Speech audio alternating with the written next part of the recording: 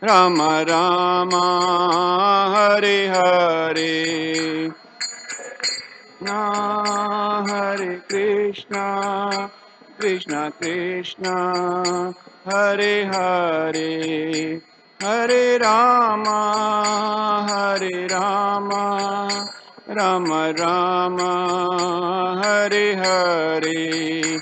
Jaya Prabhupada, Jaya Prabhupada, Jaya Prabhupada, Jaya Prabhupada.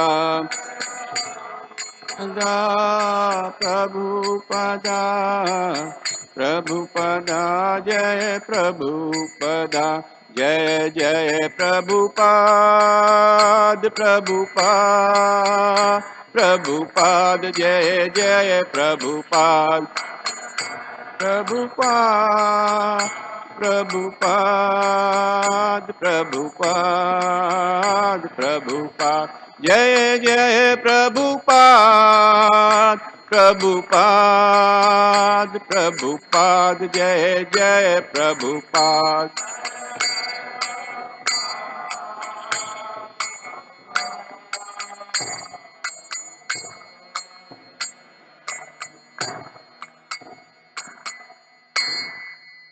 जय ओम विष्णुपाद परमहंसा परिवाजकाचार्य श्रुत शत Shri Shrimad his divine grace AC Bhakti Vedanta स्वामी शिला प्रभुपाद की जय।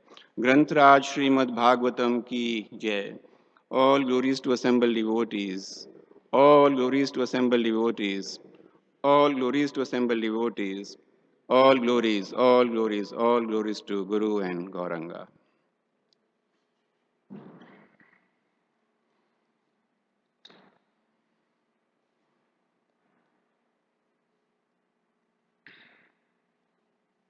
Narayanam namaskritya narum chaivam narottamam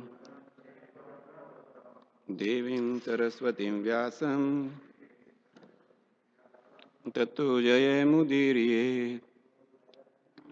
नष्टप्रायेषु भद्रेषु नित्यं भागवत सेवया भगवतेरुत्तम श्लोके भक्तिर्भवति नैष्टिकी। ओम नमो भगवते वासुदेवाय। ओम नमो भगवते वासुदेवाय। ओम नमो भगवते वासुदेवाय।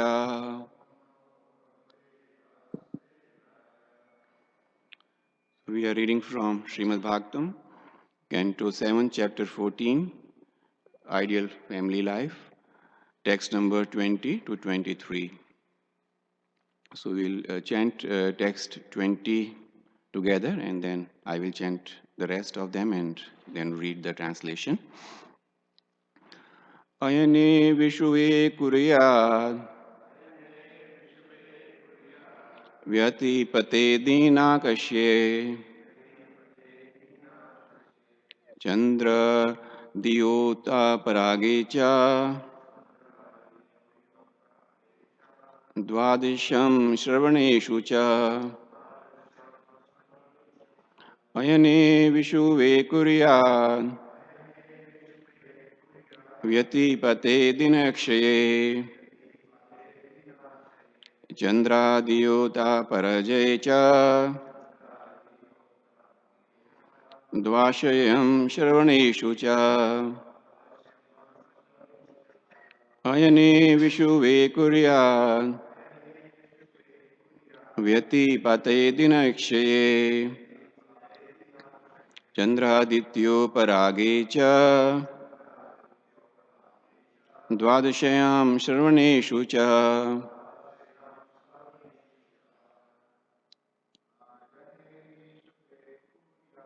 Ayane Vishuve Kuryat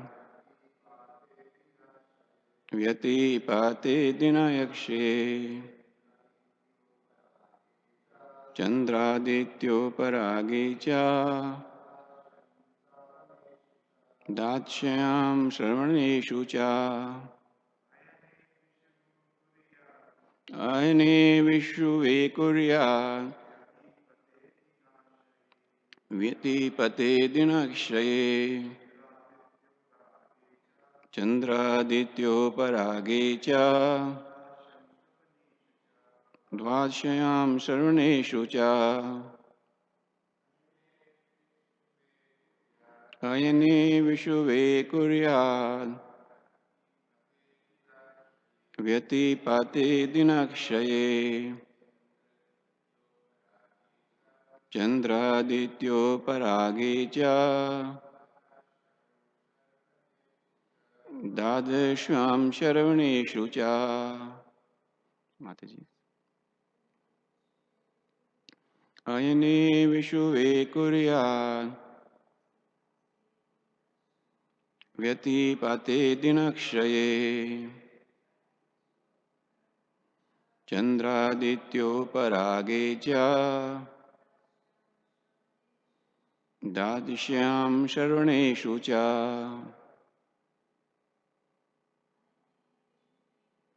Ayane Vishuve Kurya Vyatipate Dinakshaye Chandradityo Parage Cha Dadashyam Sarvaneshu Cha. I read out the rest of the words also. Trityayam Shukla Pakshe Navayam Atha Kartike Chatrashav Api Achakashu Himante Shishire Tatha Maghe Cha Sita Saptamayam Maghara Ka Samagame Rakya Chanumatya Cha Mashar Kshanin Yutani Api Dvadshayam Anuradhashya Chravanasham Tishrautra Tishrav Ekadashi Vasu Janmarka Sruranga Yoga Jog Ayane, on the day when the sun begins to move north, or Makra Sankranti, and on the day when the sun begins to move south, or Karkata Sankranti. Vishuve, on the Mesha Sankranti and on the Tula Sankranti. Kuryat, one should perform Vyatipate in the yoga named Vyatipata.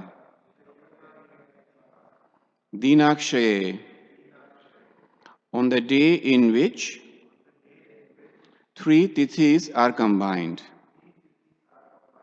Chandra Aditya Uparage, at the time of the eclipse of either the moon or the sun.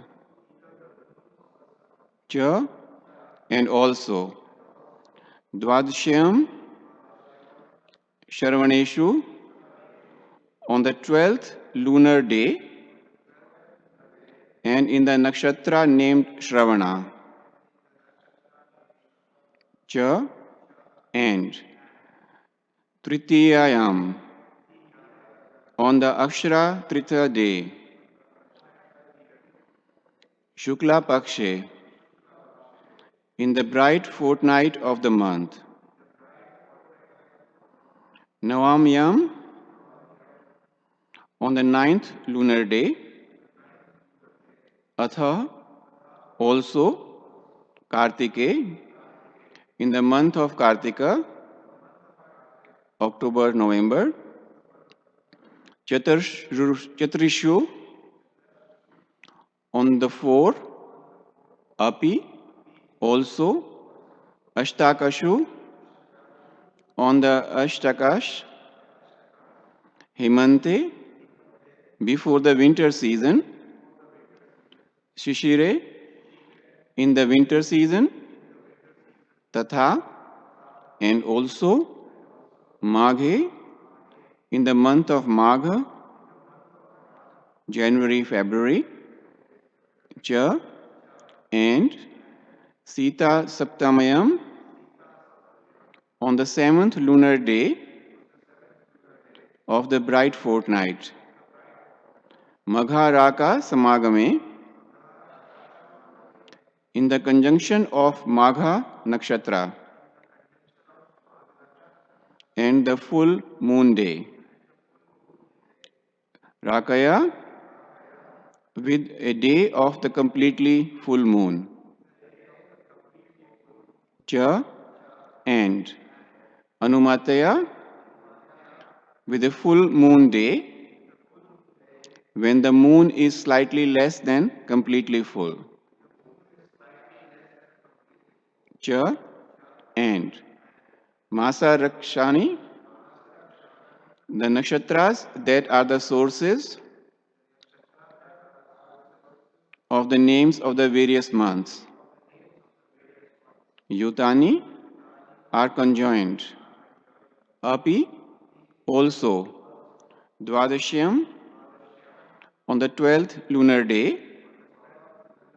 Anuradha, the nakshatra named Anuradha. Shyat may occur. Shravana, the nakshatra named Shravana. Tishraha, the three nakshatras. Uttaraha, the nakshatra named Uttara. Uttara Falguni, Uttara Shadha, and Uttara Bhadrapada. Tishru on the 3. Ekadashi, the 11th lunar day. Va or Asu on these. Janma Raksha of one's own Janma Nakshatra or birth star. Shrona of Shravana Nakshatra. Yoga by a conjunction. Yug, having. Translations and purport by His Divine Grace, A.C. Bhaktivedanta Swami Srila Prabhupada.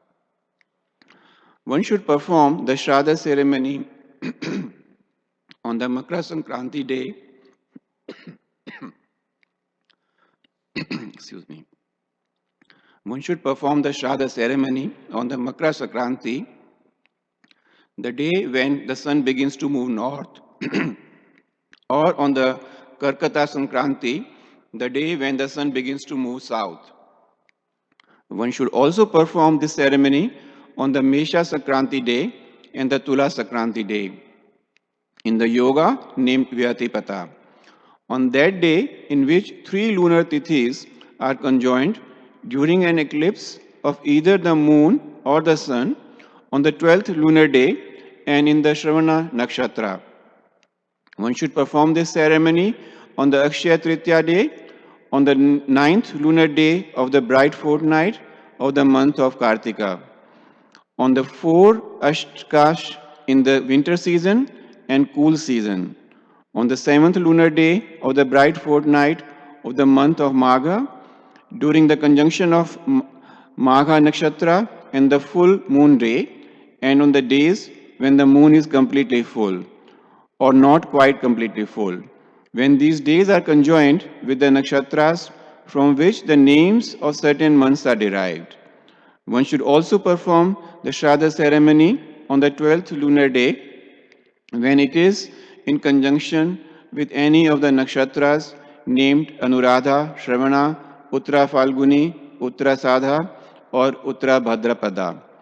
Again, one should perform this ceremony when the 11th lunar day is in conjunction with either Uttara Falguni, Uttara Sadha, or Uttara Bhadrapada. Finally, one should perform this ceremony on the days conjoined with one's own birth star, Janma Nakshatra, or with Shravana Nakshatra. Purport. The word Ayana means path or going. The 6 months when the sun moves towards the north are called Uttarayana, or the northern path, and the 6 months when it moves south are called Dakshinayana, or the southern path. These are mentioned in Bhagavad Gita, chapter 8, text number 24 and 25. The first day, when the sun begins to move north and enter the zodiacal sign of Capricorn, is called Makara Sankranti. And the first day, when the sun begins to move south and enter the sign of Cancer, is called Karkata Sankranti. On these 2 days of the year, one should perform the Shraddha ceremony. Vishwa or Vishwa Sankranti means Mesha Sankranti, or the day on which the sun enters the sign Aries. Tula Sankranti is the day on which the sun enters the sign Libra.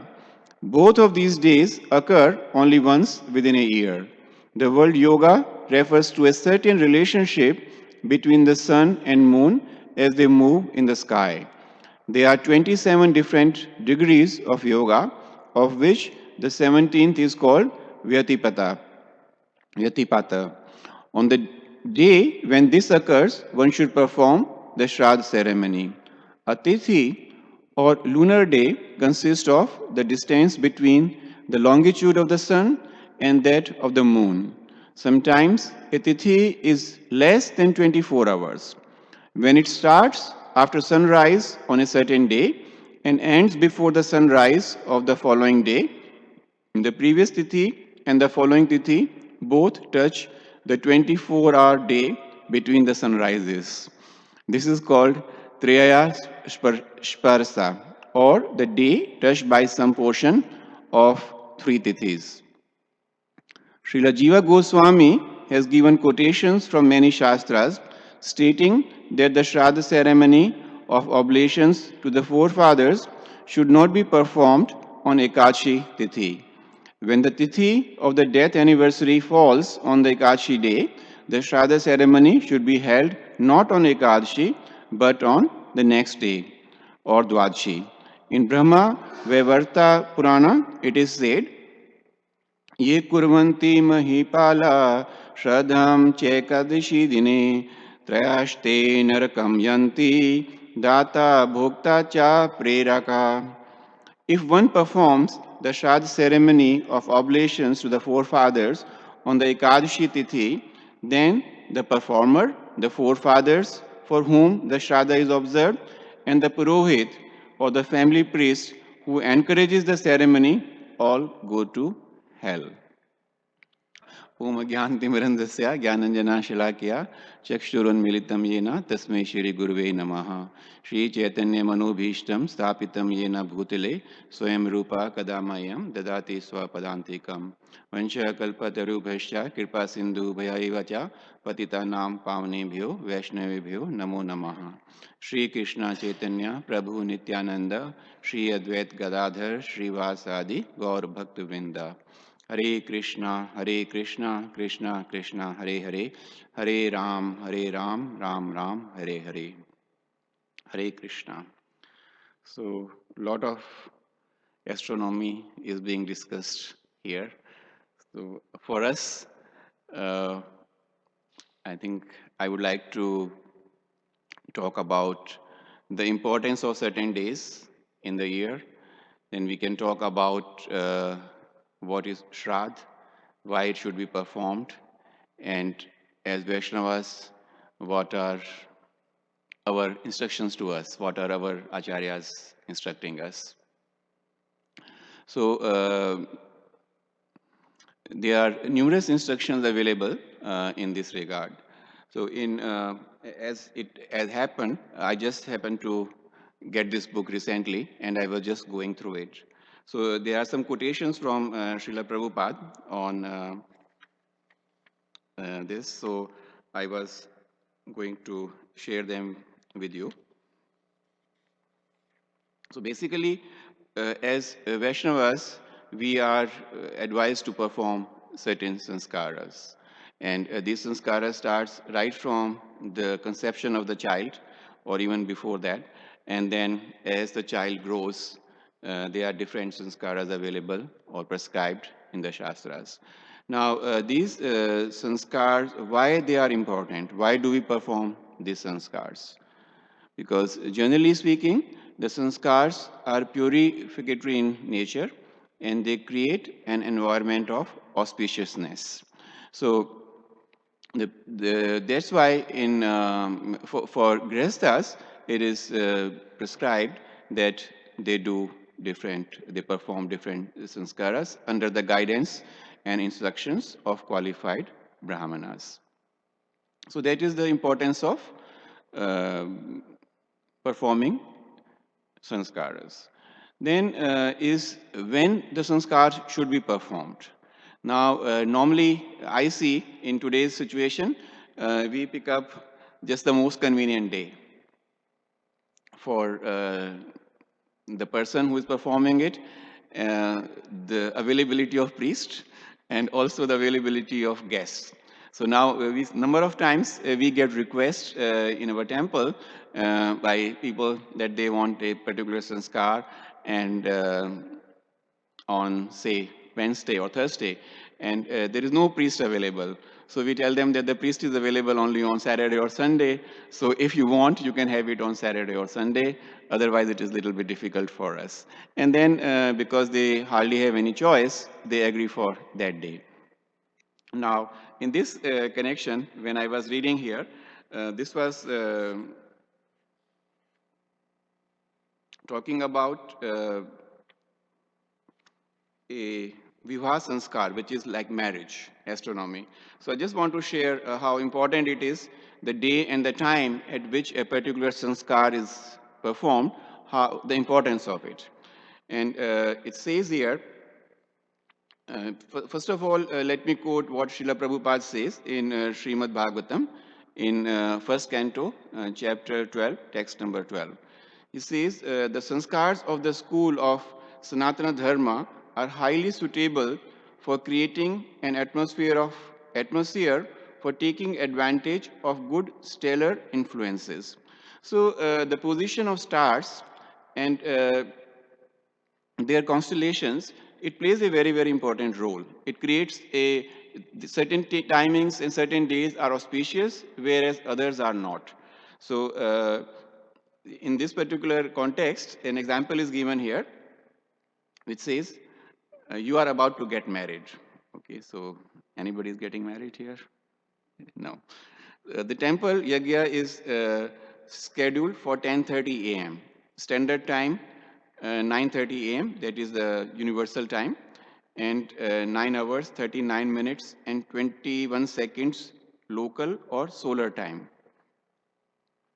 At that precise moment, you will enter straight into a most inauspicious time, or Rahu Kala. Moreover, the chosen day for the wedding is Saturday. Since this is not very advisable, you are dangerously increasing the risk of minimizing the yagya good effects or yagya's good effects, or even cancelling them if planetary aspects and positions at that time actualize malefic configurations of your birth horoscope, and if you are situated in a karmic cycle which leads to an uncertain marriage. So in other words, even if a very, very auspicious activity is performed at the wrong time, the result could be totally opposite of what we are desiring out of that.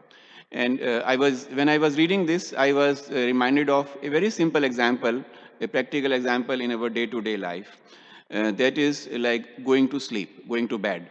Now, normally we are expected to go to bed in the evening after sunsets, 8 o'clock, 9 o'clock, depending on our nature of services and so on, and get up in the morning and then carry on with our services, our sadhana, our day-to-day chores.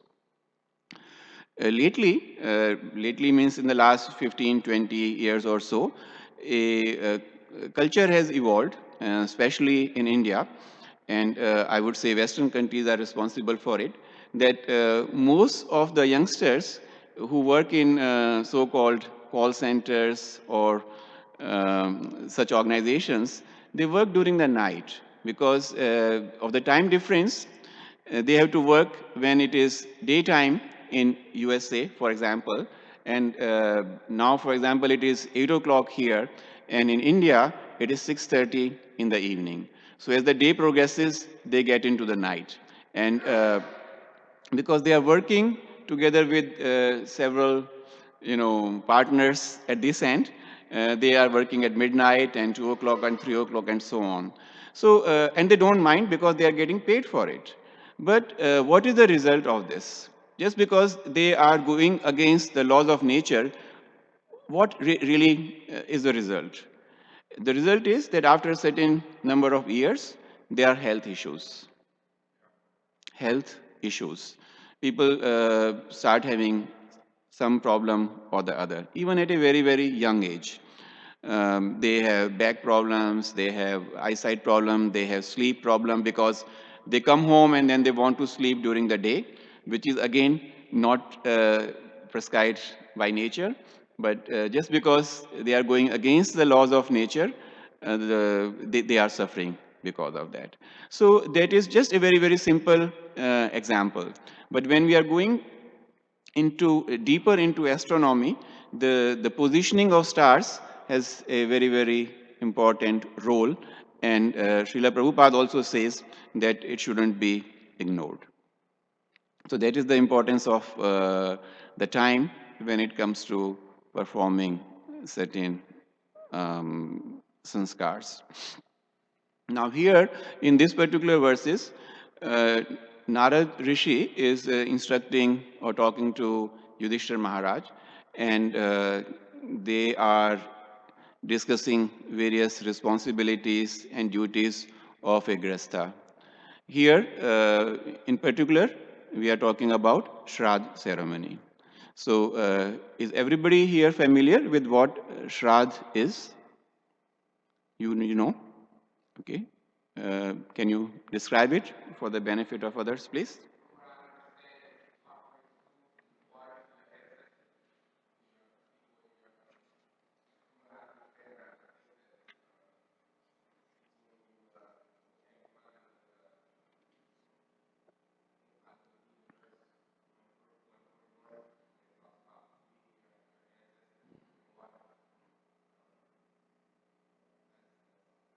This is to some extent, yes, in the essence.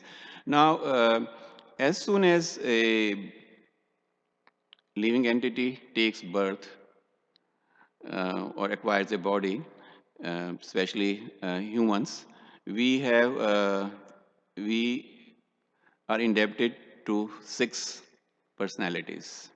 It is prescribed, is given in Canto number 11. And which are these 6 personalities?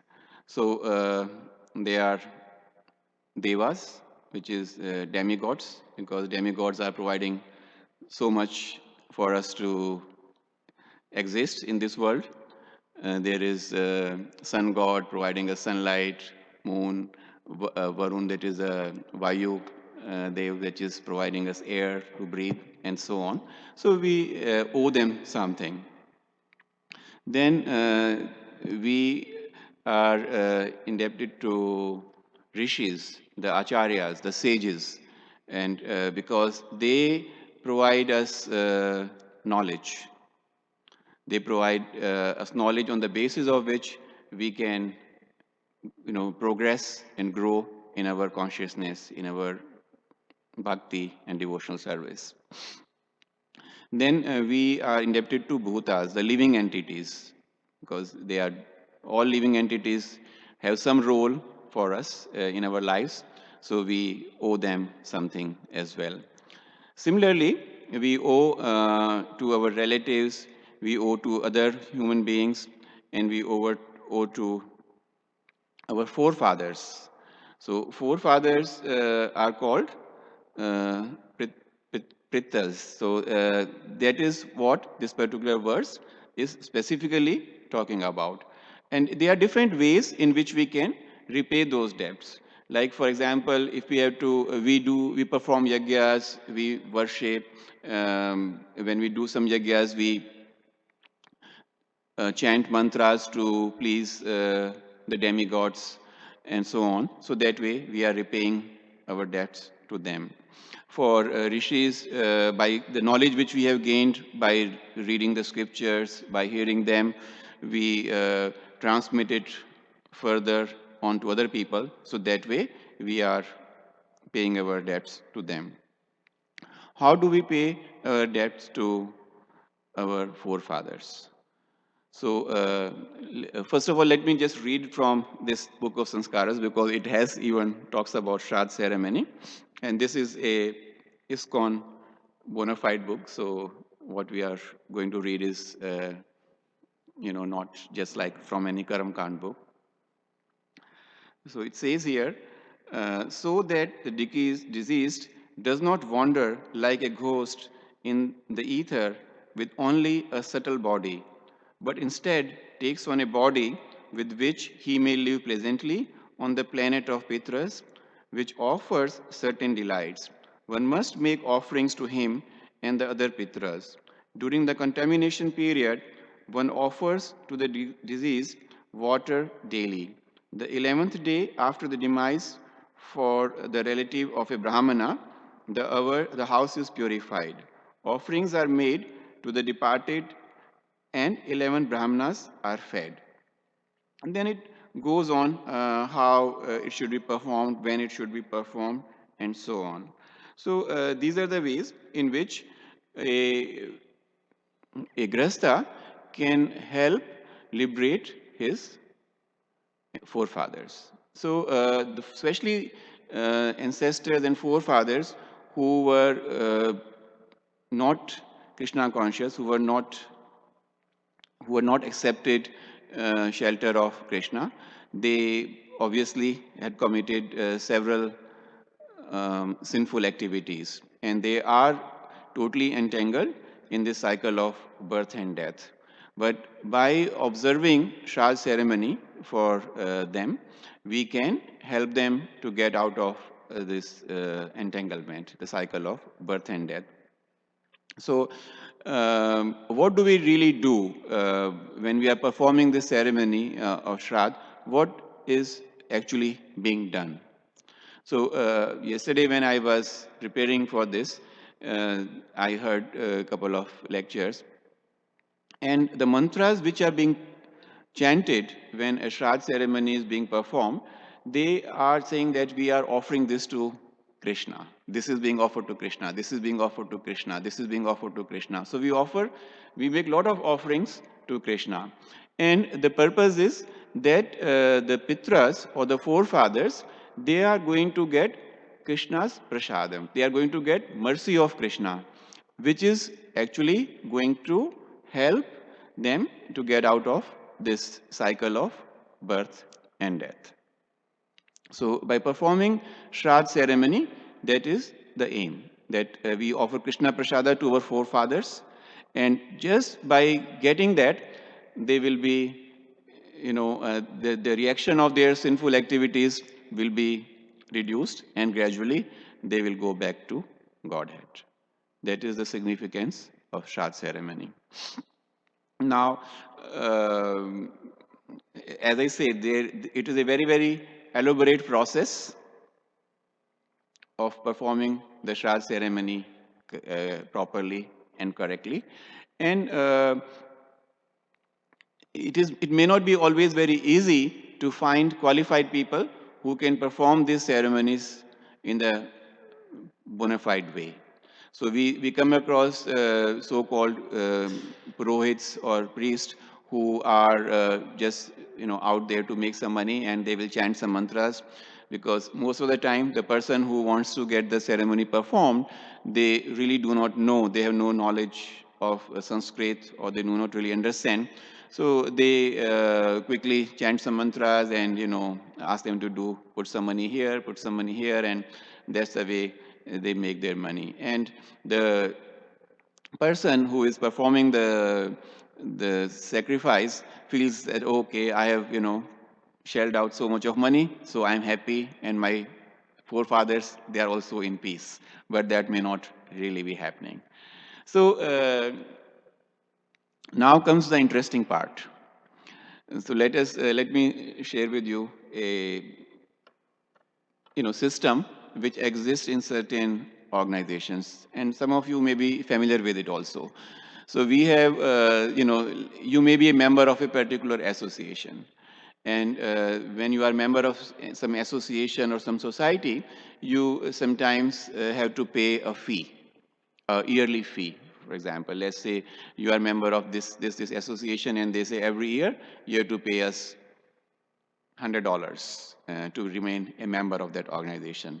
So then you have to remember that every month, every year, you send them that money.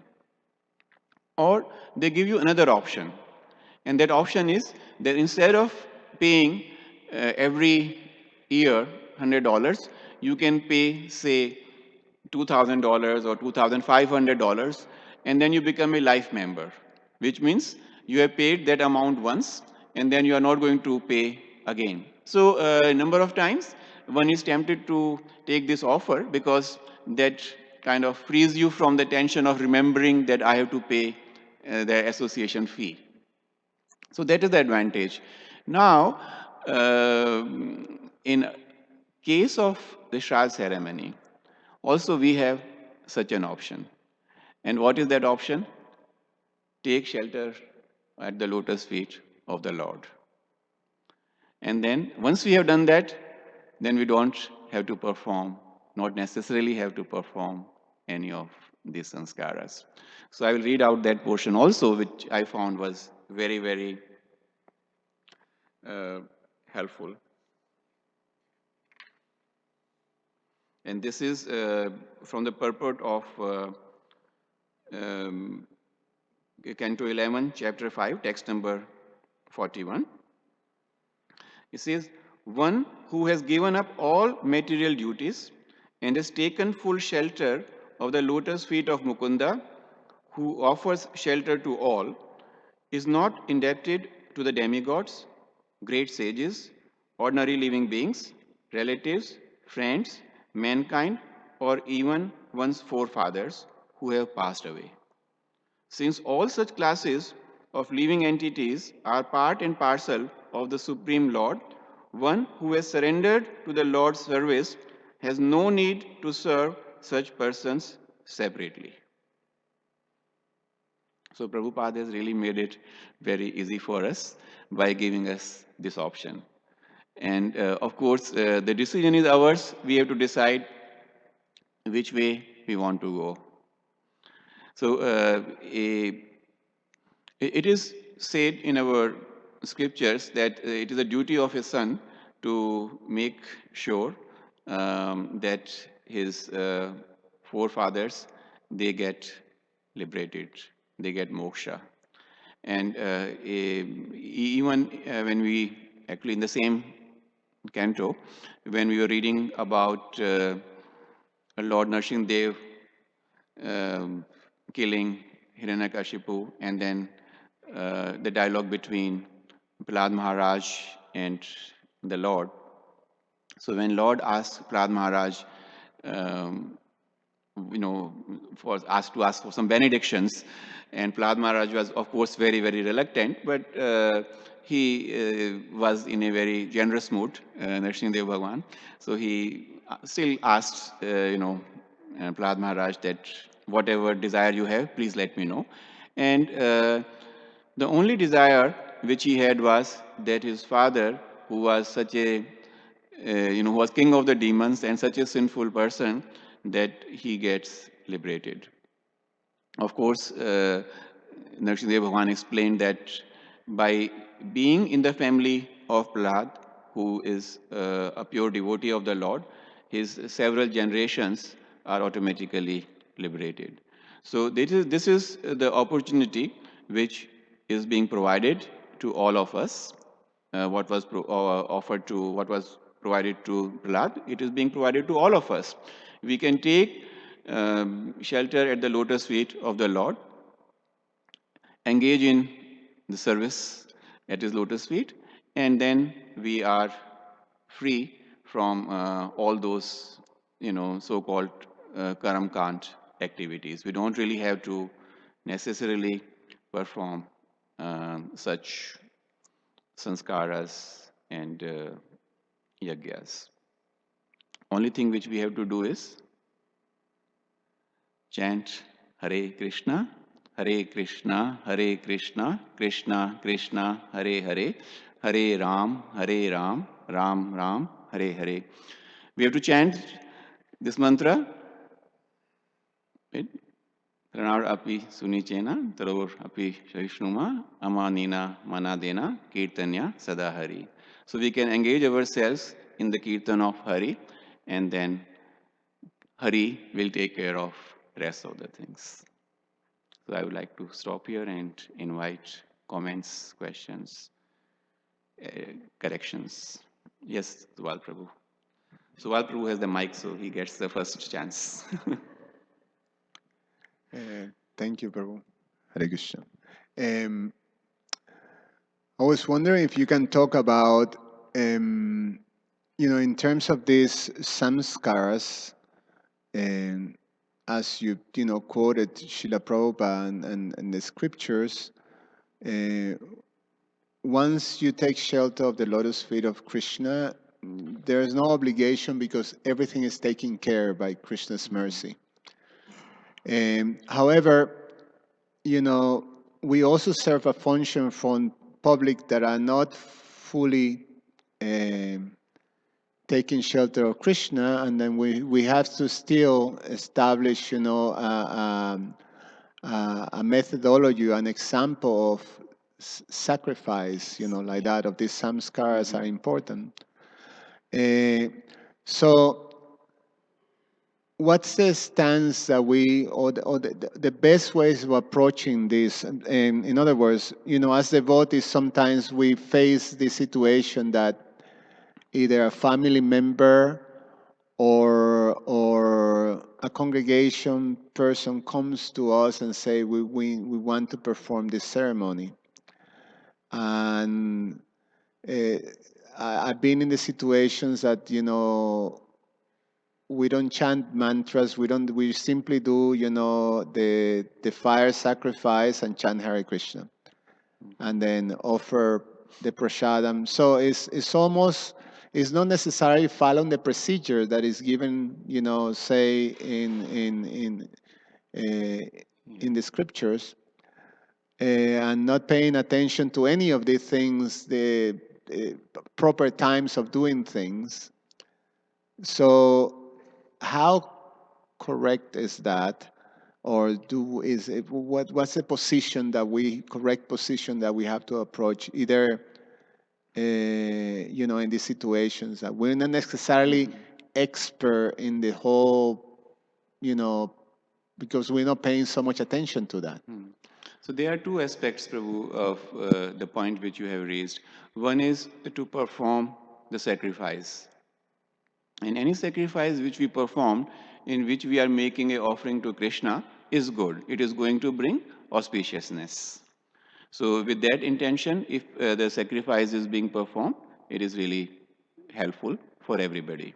And one of the reasons why these sanskars are being performed, precisely because everybody is not, at the hasn't taken the shelter of the lotus feet of the Lord. Also, how much trust and faith they have in the Mahamantra. So even those who are chanting Mahamantras, until and unless there is complete faith and fully surrendered, if they are not fully surrendered, then obviously they need to maybe involve themselves also in some karma activities. That is one aspect. Now, having said that, if somebody is ignorant or may not be as fortunate as we are, then and they want to perform certain sacrifices, we should help them out. And I would say that we have access to such scriptures and instructions which we can share with them. If, let us say, somebody wants to do a namkaran sanskar, that means they want to do the naming ceremony for the child, and they want to do it on a particular day or at a particular time, which is not auspicious. So, in all fairness, we should at least bring it to their attention that you are performing this particular sacrifice or sanskar, and these are the days which are normally recommended for it, and these are the timings which are normally recommended, so that you can get the best benefit out of performing that particular sanskar. Because again, when I was reading this book, I recently acquired this book because I was quite fascinated by the number of requests our temple gets for performing different sanskars. And at least I felt that one can guide those people that we can help you in performing these rituals or ceremonies, provided and we follow the instructions which are available in our scriptures, so that the best results and benefits are available. When I haven't yet read this book fully, but when I was going through it, few pages I read, it gives a lot of information. If these rituals are performed properly, they are very, very powerful. It is not that. And that's why they were being performed earlier.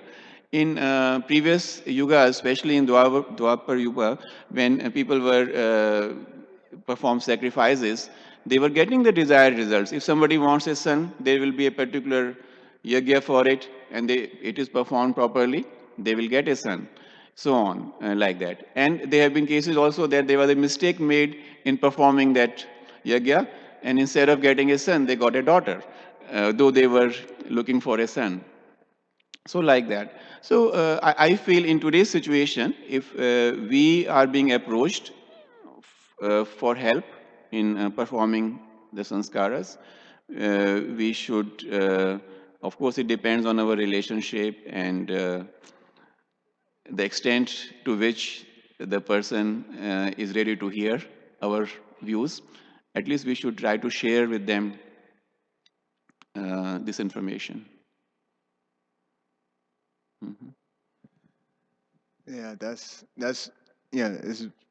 thank you so much for sharing that. Um, I'm just as you were speaking, I was just thinking that our the yagya or the sacrifice that we've been given, and in this, that we focus in, and is given to us by Lord Chaitanya, is Sankirtan Yagya, and in general, that's what basically, all of our functions, turn. And then, in one sense, when you engage people in Sankirtan Yagya, you engage in them in the sacrifice of the age. And naturally, as you say, all auspiciousness is there for everybody involved. There's all in the Bhagavad Gita, all the 5 different elements that are involved, or people that are involved in the Yagya, they all get the same benefit. So it is quite all right to have this element there, although as you mentioned too, it's very good that we also as priests get sort of prepared to present or perform Vedic yagyas, like that. It is expected, Prabhu, why it is not totally forbidden to perform this sanskara is that by performing these sanskaras, we are bringing some auspiciousness into that particular family. And we expect that gradually they may take to Krishna consciousness and then join the Sankirtan Mahayagya. I will call it Mahayagya because that is the ultimate yagya for Kali Yuga. There is nothing more than performing the Sankirtan Yagya. So that is what we expect when we are taking these first few steps, that sooner or later, even such people will be able to encourage such people to join the Hare Krishna movement. Thank you. Hare Krishna Prabhuji. Hare Thank you Krishna. for the lecture and thank you for the example of life membership and the yearly payment. Prabhuji, my question is that you mentioned that our ancestors, they go to Pitraloka, so we need to do Shraddha ceremony for them. But the question is, do all the ancestors go to Pitraloka or they take rebirth here? And is the Shraddha ceremony or recommended only for the ancestors who are in the Pitraloka or here as well? So, what I understand after reading this particular book and some other books is that not everybody is going directly to Pitraloka. Sometimes we have heard this word ghost. So some souls are just wandering around as ghosts. And if we are doing these ceremonies, in our case, if we are chanting the Hare Krishna mantra, that is enough for them to go to Pitraloka, or even beyond that, which means like they can even get out of the cycle of rebirth, birth and death, and they will eventually go to Godhead. But others, depending on their karmas, their desires, they may become ghosts or they may go to Pitralok, in which it's like going to, or they may go to planets of different demigods, because Krishna says in Bhagavad Gita that depending on whom you worship, your destination will be dependent on that. So that is dependent on the karmas of the person who is left, or the soul, depending on the soul's karmas in this particular life, their destination is decided by that. The Shraddha ceremony, when we do that, so is it will they also be affected who are in other planetary systems like say Yes. Swarga? Yes, Prabhu. Hare Krishna, Prabhu. Thank you for your Hare class. Krishna. Is this thing on? Yeah, it is. All right. My question is related to preaching to the faithless, especially like technical topics.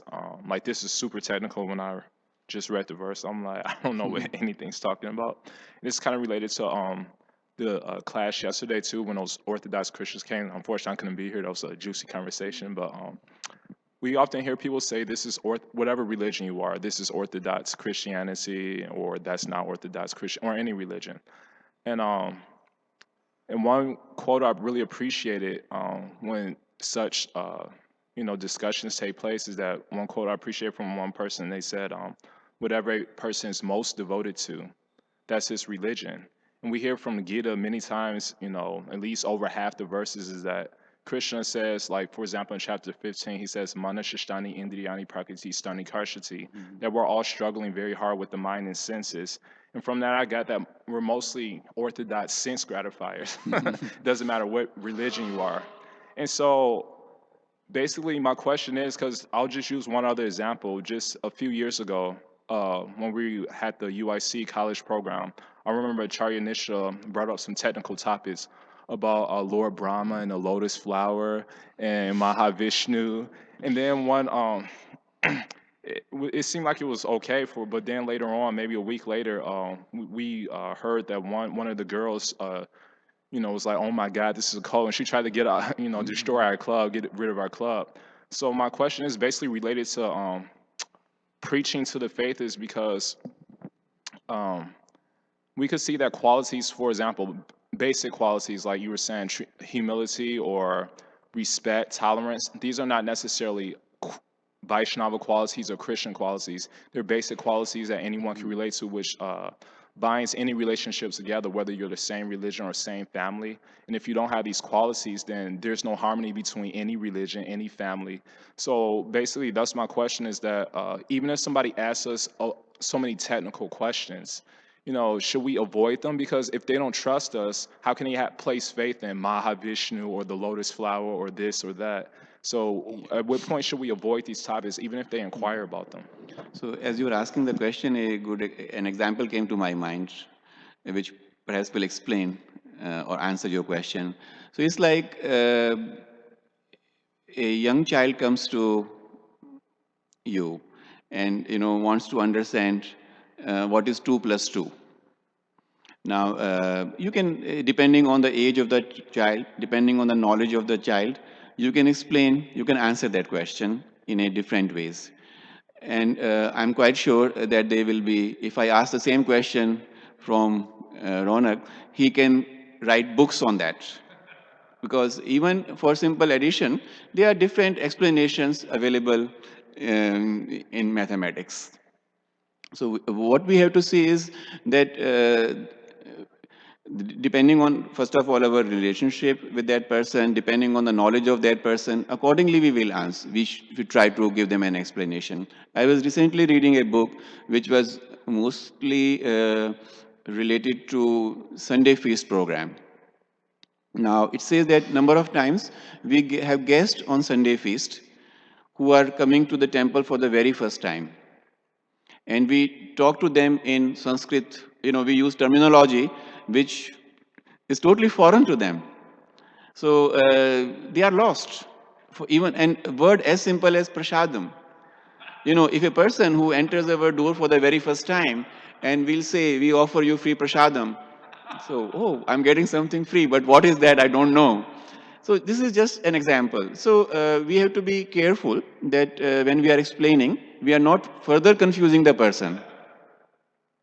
And if I would even take our own example, my own example, that if on the very first day somebody had tried to explain me the high fundamentals of Srimad Bhagavatam, I would be lost. It has been a gradual process, and that is why Prabhupada prescribed us a systematic study of the scriptures that goes step by step. And not really, if you want to do PhD straight away, you cannot do it. You will not be successful. You have to gradually, learn things and then move upwards. And then when you have sufficient knowledge, then you can do higher studies and eventually you will be master of that particular subject. But it has to be a gradual process. So same way in bhakti also it is a gradual process. And it is our own intelligence and smartness how we present it to a newcomer so that he is inquisitive, he wants to learn more, and then you get the opportunity to go deeper and deeper into the subject. Okay. Because I have seen sometimes people having prasadam upstairs and we are talking that we are not this soul or, we are not this body. so then who am I, So, but those points can be presented in a gradual fashion. Okay. Thank you. Jitendra Prabhu has a comment.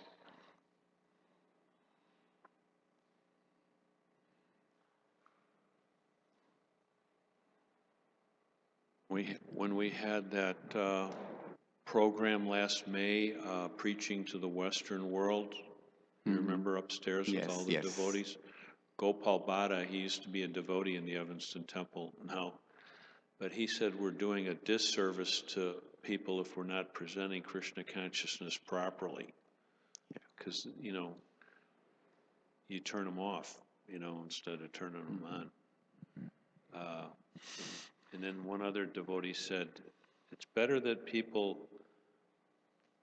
come to Krishna consciousness for the right reason than come to Krishna consciousness for the wrong reason.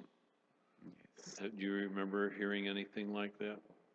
No, I did not hear this particular quote as that way, but this particular book which I was reading, I recently read. It's a very small book, and I feel everybody should read it. It's a book called Super Sunday, written by Konteya Prabhu. He is the Minister of Congregation Development, I think, in ISKCON. And it's a very interesting book, and it really shows us what all we have been doing wrong.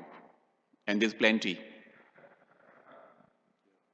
So it goes exactly in the same direction, that instead of people understanding what Krishna consciousness is, we are throwing away or throwing out some technical words, some Sanskrit phrases and so on, and expect them to become Krishna consciousness. It is not going to be help. I mean, at very best, out of 10 people who are here, maybe one will come again. 9 will say, oh, I do not understand a word of what they are talking. So that book even recommends that when we have programs, when we have classes on Sunday, it is helpful to have a separate session for newcomers who have no idea of what we are talking, rather than they sitting here in the class where philosophy is being discussed, Sanskrit words are being used very commonly, and that person will be totally newcomers will be totally lost. So we have to make that effort. Actually, it was very inspiring book at the same time, and it gives us a lot of tips how to make improvements, how to correct these situations, and make sure that people come again and again, and they are inquisitive to know about Krishna. Srila Prabhupada seemed to push the right buttons, but a lot of us push the wrong buttons, and there's this little booklet called Icebreakers. Yes. Did you ever see that? Yeah. I thought that's a pretty interesting book. Yeah. But thank you. There is another, just to add to what you were saying, that if certain things are being spoken by a pure devotee, they have different impact. And if the same words are being spoken by a rascal, they will have totally different impact. So Srila Prabhupada was empowered. So whatever he said really impacted the heart of the people. So we are very fortunate that we are part of that movement. Thank you. Yes, Mataji. Radha Raman Prabhu, I wanted to ask a question because a thought came to my mind. You were describing that, the performance of various yagyas or sacrifices that are coming from the Karmakanda in Krishna consciousness, or persons coming to the temple will ask for those very yagyas, but of course we're going to perform it with the sacrifice being offered to Krishna, Lord Vishnu. So sometimes I've been exposed to, or at least 2 occasions come to my mind, of somebody in a devotee family who's wishing to find a suitable husband, then instead of actually coming to looking for a devotee to perform a sacrifice, the persons have gone elsewhere to perform the sacrifice to find the suitable husband. So in that particular circumstance where there's an understanding that sacrifice is for Lord Krishna, Lord Vishnu, but one is actually going elsewhere to perform a Karmakanda sacrifice, is an auspicious something created in that family, because the knowledge is there that the sacrifice is for Lord Krishna and Lord Vishnu. Yeah, I would say, Mataji, it depends on our faith and trust. Eventually, if we have complete faith in the holy name of the Lord, then we will take its shelter and we'll be totally dependent on it. I am reminded of a quotation, or the opening sentence which His Holiness Romapad Maharaj has used several times on the Independence Day seminar, and he says, "Let us declare our independence by depending on Krishna." So if we are dependent on Krishna and we fully trust Krishna, then we will trust him fully, let me put it that way, and we let him take the decisions, let things happen in our life. Or a number of times we have the doership mentality, and that means basically doership mentality indicates that we do not trust Krishna. We have more confidence or more faith in our own capabilities, and that is why we try to work outside or independent of Krishna at times.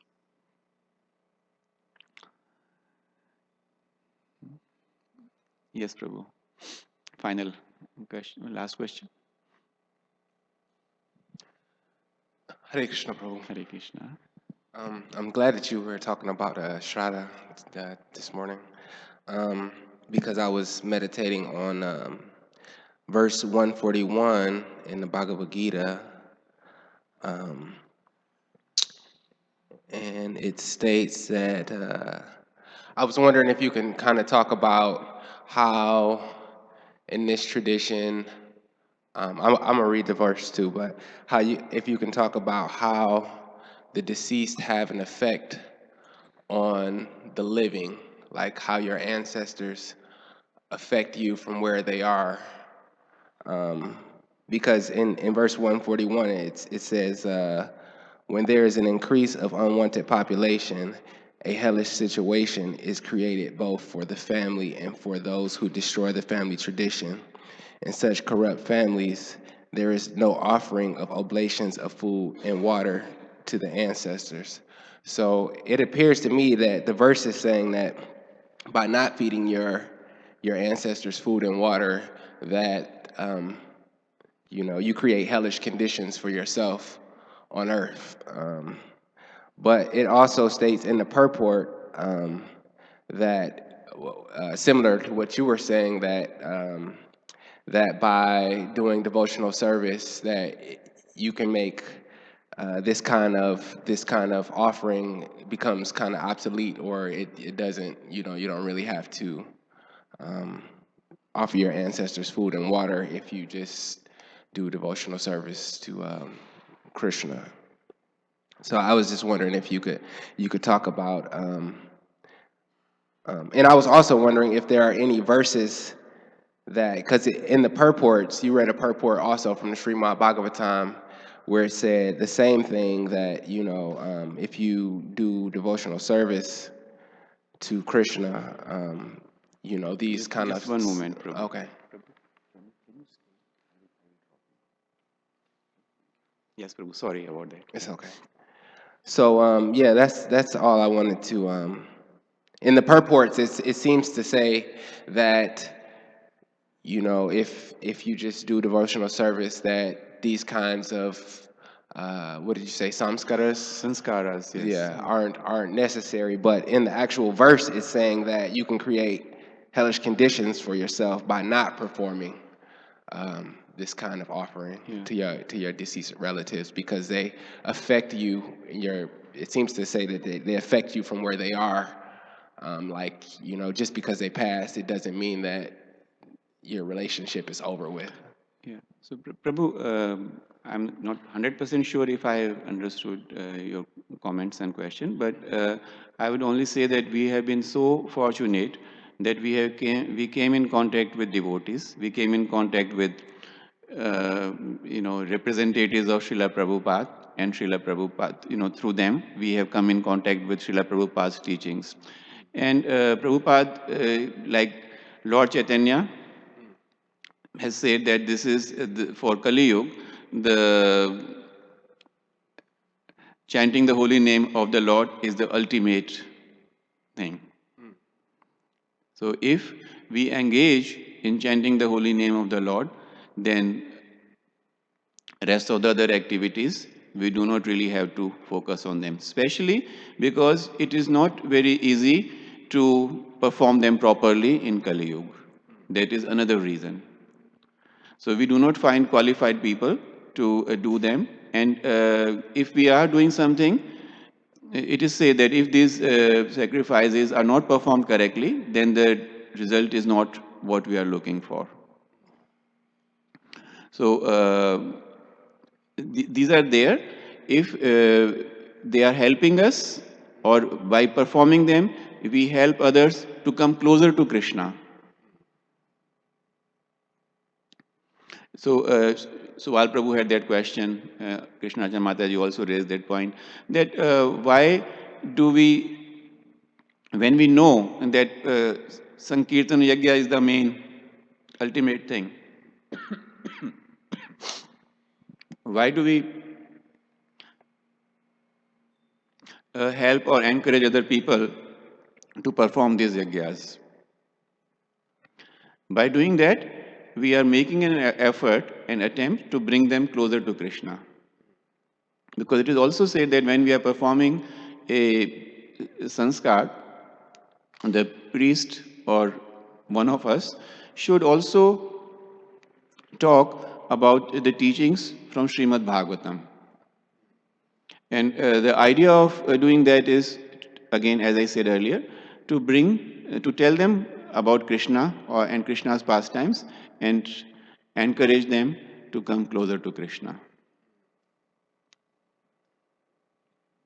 Okay, and one more question that came to mind when you were talking about same topic.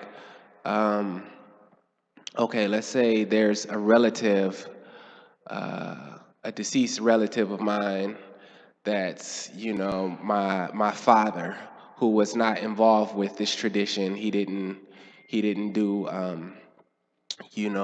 the devotional service. He didn't chant Hare Krishna Maha Mantra. Um, and as Prabhu had mentioned, as you stated earlier, that all of the deceased don't go to, was it Pitar Loka? Yeah.